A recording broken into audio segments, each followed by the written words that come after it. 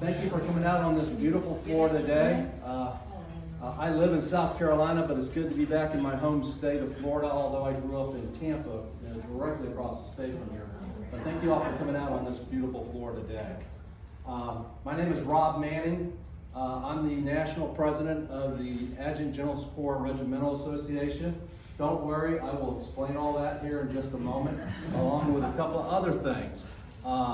The things that I'll be explaining to you, in addition to the Adjutant General Corps Regimental Association, is the United States Army's Adjutant General's Corps, as well as General Horatio Gates, the namesake of the medal that we're going to present to Col Gibson this morning.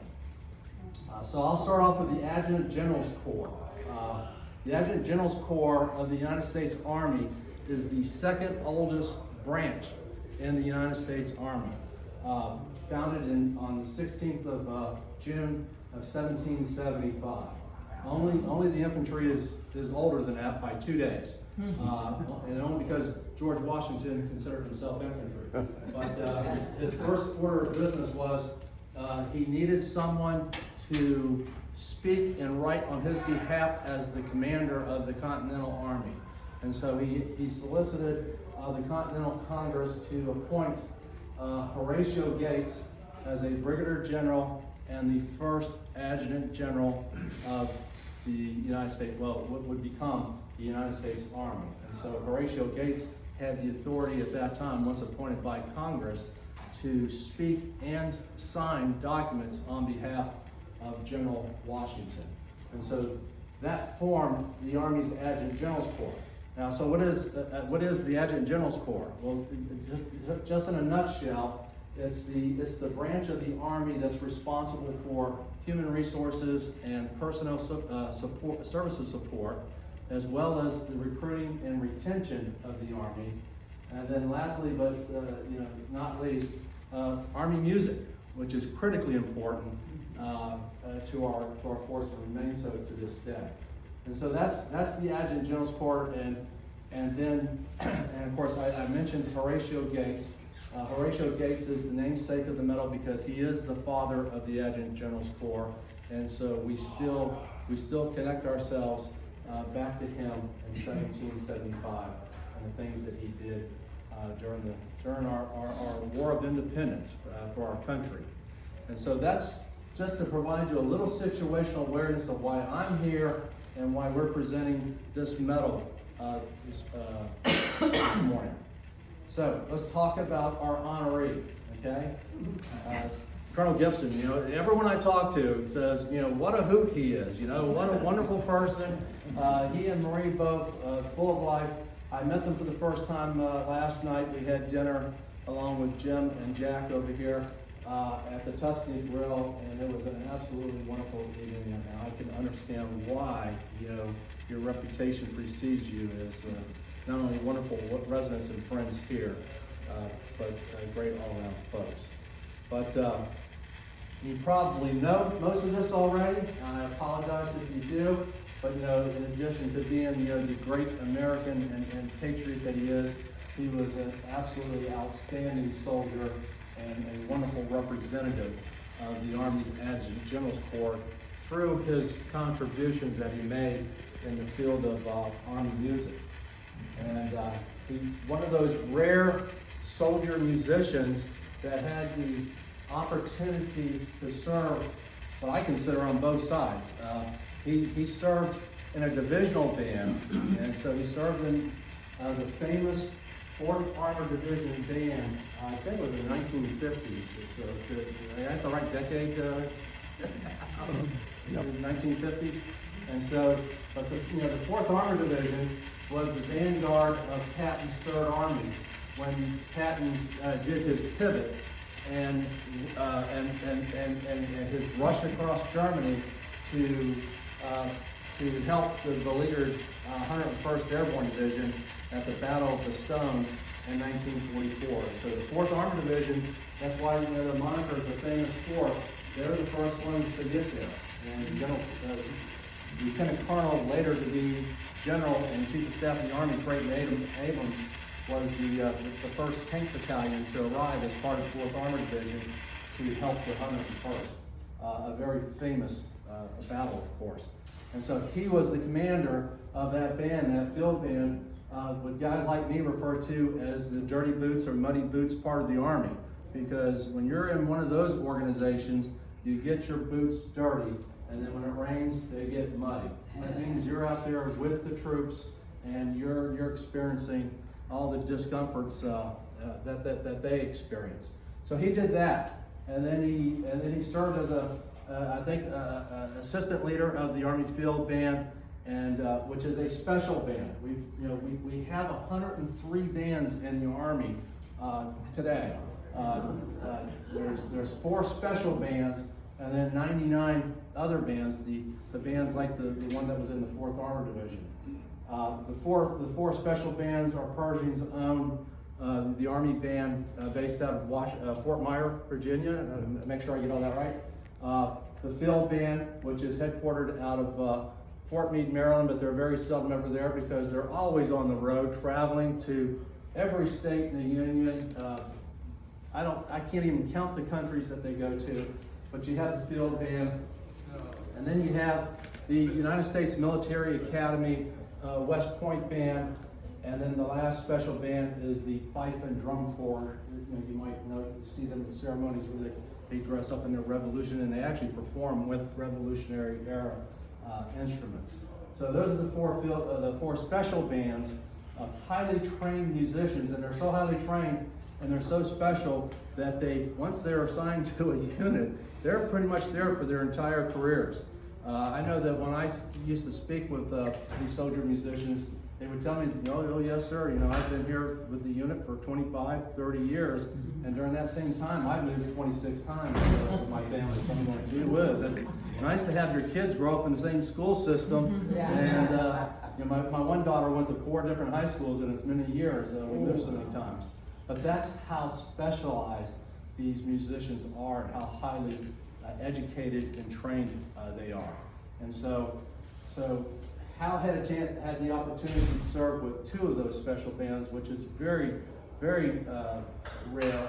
And so after leaving the field band, he went and commanded the United States Military Academy Band at West Point. It's very specialized. They do so many things that they still do all the bugle calls throughout the day for the cadets, as the cadets, from the moment they wake up to the moment they go to sleep at night. There's an Army soldier musician there providing support for those cadets who are the future leaders of our country. So he did that, and then commanded the Army Field Band, as I mentioned, which is a highly specialized band that is really, in my opinion, because I don't know the first thing about music other than I love it a whole lot, but for 4 years I was the chief of Army music, and I learned that the field band is really the face of the United States Army with our communities across the country, because they are out and about performing for in communities just like this and other places all the time, and like I said, they're our representatives. And so he had the great fortune of doing that. By the way, we have 2 former Army Field Band commanders. As Jeff over here was I think for 8 years you were also 9 years. I'm sorry, thank you. 9 years you were the Field Band commander as well. But he didn't just serve in those positions. Hal's one of those folks that looks out there and says, okay, why aren't we doing this? Why can't we do this? And so, if scheduling the field band, wasn't right at the time, he found new ways of doing that, and he implemented procedures with respect to the scheduling of the field band that are still in place and still being used by our leadership today. I can't remember when you implemented some of these changes, but it's been decades since you did that. And so what an amazing legacy to leave. Is something that you introduce is still being practiced, decades after you've taken the uniform off. Mm-hmm. And so, that's just one example. Another example is founding the Jazz Ambassadors, which is a part of the field band But as soon as I heard that, and I asked you that last night, I said, really? The jazz ambassadors? Even guys like me know, who the jazz ambassadors are. But he did that and so many other things. And then culminating his career in probably the most unique position and the most unique contribution any military musician can make to not only our military, but our country as well. And he was the one and only commander of the United States Armed Forces Centennial Band. Think back to 1976. That's the year I actually entered the Army. I think he was leaving the Army at the same time. And he was unanimously selected as the commander of a joint force band. So they took all these special musicians from each of the services and they formed this band so that they could have the best representation, not only of our military, but our country during this great celebration of our 200th anniversary of our birth of our country.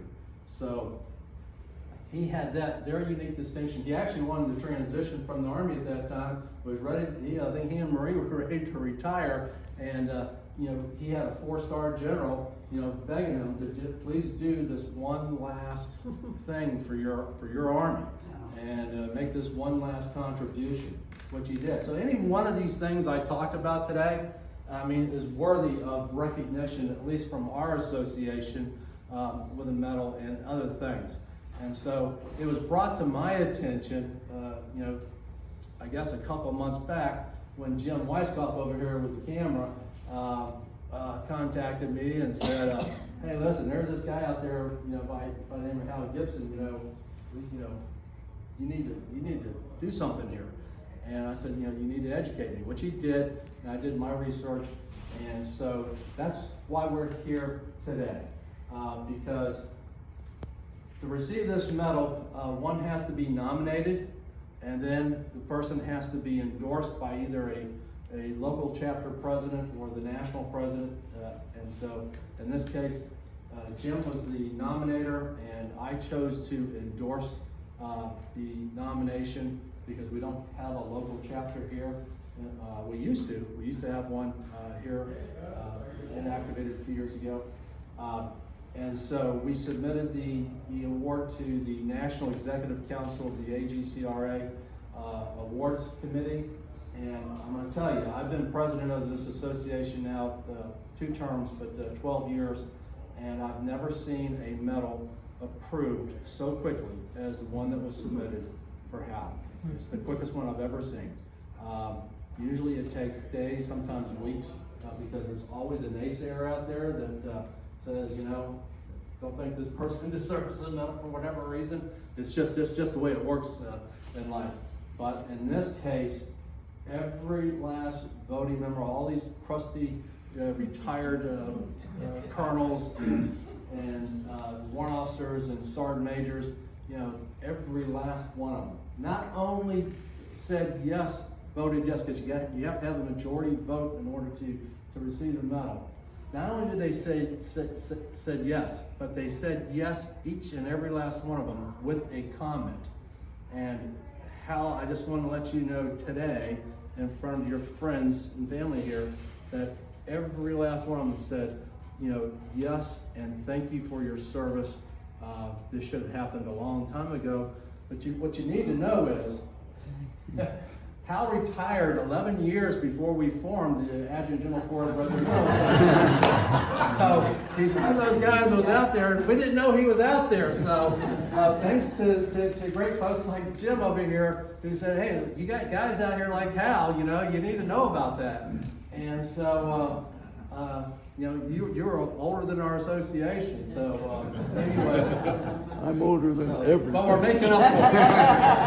And so we believe our association is that we believe that we want to keep our members connected. We want to keep adjutant general soldiers connected to the career that they gave so much to. We want to keep them connected for life. And God, I can't think of a better example. He, of course, is our oldest living member of the association. He will be, after this morning, the oldest living recipient of a Horatio Gates Medal. So I've talked long enough. Hopefully I provide you enough situational awareness of why we're here and why we're recognizing this great soldier. And so I'm going to ask both Jim and Jack to join me up here. And Hal, at this time, I'm going to ask you to come up, sir, if you don't mind. And if you don't mind, I guess let's stand right here so that we got the flag. I'll be there in a minute. And I guess our cue here. We're going to do a transition of phones, I think.